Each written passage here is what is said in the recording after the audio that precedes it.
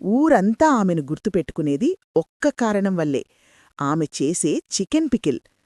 ఆ పికిల్ వాసనొస్తే చాలు ఇండ్లన్నీ ఆకలితో కళకళలాడేవి. సీతమ్మ కొడుకు సూరి ఉద్యోగం కోసం పట్టణానికి వెళ్ళిపోయాడు.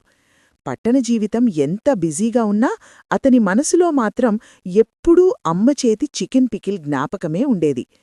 ప్రతిసారి ఊరికి వచ్చినప్పుడు సూరి అడిగే మొదటి మాట, అమ్మా, నాకోసం చికెన్ పికిల్ చేశావా?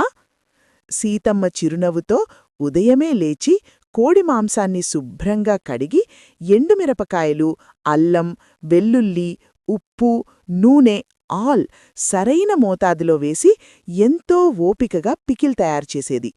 ఆమెకు అది వంట కాదు, ప్రేమ. పట్టణంలో సూరికి పని ఒత్తిడి ఎక్కువయింది. ఒకరోజు చాలా అలసిపోయి ఇంటికొచ్చి అమ్మ పంపిన చికెన్ పికిల్ డబ్బాను తెరిచాడు. వేడి అన్నంలో కొంచెం పికిల్ కలిపి తిన్నాడు. ఒకే ముద్దతో అమ్మ నవ్వు, ఊరి వాతావరణం, బాల్యం అన్నీ కళ్లముందు నిల్చాయి. మనసు తేలికైంది. అప్పుడే సూరికి అర్థమైంది, ఈ చికెన్ పికిల్ ఒక వంటకం కాదు, ఇది అమ్మ ప్రేమ. వెంటనే అమ్మకు ఫోన్ చేసన్నాడు, అమ్మా, నీ పికిల్ అంటే నాకెంత ఇష్టమో తెలుసా? ఇది ఇంటి రుచిలా ఉంది. అమ్మ ఆనందంగా